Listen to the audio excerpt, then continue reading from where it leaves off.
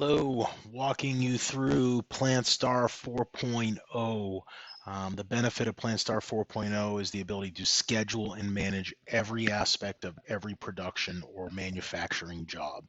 Using all the available machines, tools, and materials allows administrators and plant managers to have real-time data at their fingertips.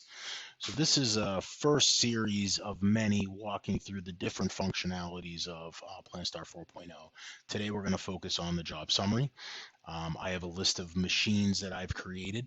Can very easily scroll through different machines to look at running jobs on each machine, or I can look at groups of machines.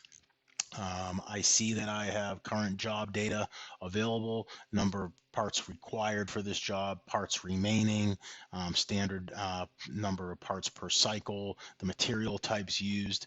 I can scroll through my job queue to see which jobs are coming up next. I have a product image of my current job and then a product image of my next job. I can see here that I have other current job data. I have my calculated OEE, my standard cycle time, my average cycle time, estimated time remaining, and required by date time. I can end a current job, simply going in here and ending the current job.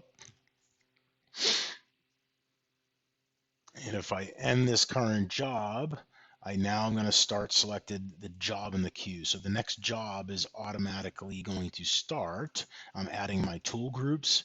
And now that job that you saw that I had in the queue would be now starting. So here you can see the machine status that this machine is currently running. I can edit a current job. And I can start an idle on this current machine.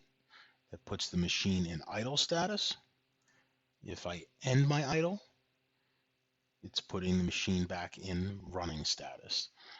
So again, you're about to see a lot more videos like this, walking through the different functionality of PlantStar 4.0. At any time you want to receive a free demo, please visit our website.